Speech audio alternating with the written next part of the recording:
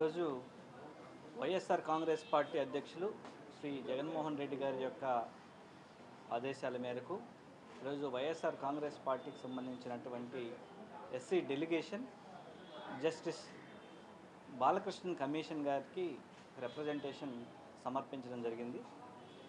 ఏదైతే క్రిస్టియన్స్లో ఉన్నటువంటి దళిత ఎస్సీలు ఎవరైతే ఉన్నారో వాళ్ళకి కూడా దళితులకు ఏ విధంగా అయితే సమాన హక్కులు ఉన్నాయో అదే విధంగా కల్పించాలని, వాళ్ళ యొక్క హక్కుల్ని కాల రాయొద్దని, సో అన్ని మతాల్లో ఏ విధంగా అయితే దళితులకి ఇస్తున్నారో జైనిజంలో కానీ, అలాగే సిక్కిజంలో కానీ, బుద్ధిజంలో కానీ ఏ విధంగా అయితే ఎస్సీ హోదాని కొనసాగిస్తున్నారో అదేవిధంగా క్రిస్టియన్స్లో ఉన్నటువంటి దళితులకు కూడా కొనసాగించాలని, తద్వారా వాళ్ళ హక్కుల్ని కాపాడాలని కోరడం జరిగింది. ఎందుకంటే గతంలో వేసినటువంటి 3 కమిషన్లు కూడా దీనికి అనుకూలంగానే నివేదికలు సమర్పించాయి.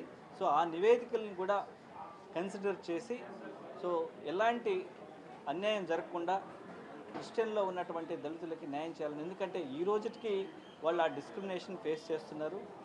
ఆర్థికంగా కానీ, అలాగే సోషల్గా కానీ అన్ని రంగాల్లో ఈ అన్టచబిలిటీని వాళ్ళు ఫేస్ చేస్తున్నారు. కాబట్టి ఆ జెన్యూనిటీని గుర్తించి ఖచ్చితంగా గవర్నమెంట్ ఆఫ్ ఇండియాకి నివేదించే నివేదికలో ఖచ్చితంగా పాజిటివ్గా ఉండే విధంగా రిపోర్ట్ ఇవ్వాలని ఈరోజు క్రిస్టియానిటీలో ఉన్నటువంటి దళితులందరి పక్షాన ఈరోజు జస్టిస్ బాలకృష్ణ కమిషన్కి నివేదించడం జరిగింది.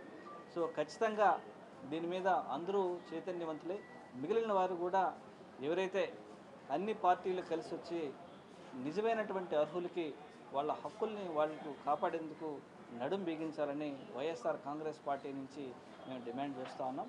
అలాగే వైఎస్ఆర్ కాంగ్రెస్ పార్టీ చిత్తశుద్ధితో పనిచేసింది కాబట్టి మార్చి 24, 2023న యునానిమస్గా ఆంధ్రప్రదేశ్ రాష్ట్ర అసెంబ్లీ తీర్మానం చేసి దళితులు ఎవరైతే క్రిస్టియానిటీని ఫాలో అవుతుంటారో వాళ్ళందరికీ కూడా వాళ్ళ హక్కులు కాపాడాలని యునానిమస్గా కేంద్ర ప్రభుత్వానికి నివేదికని సమర్పించడం జరిగింది అనేసి సభాముఖంగా తెలియజేస్తాం. Thank you.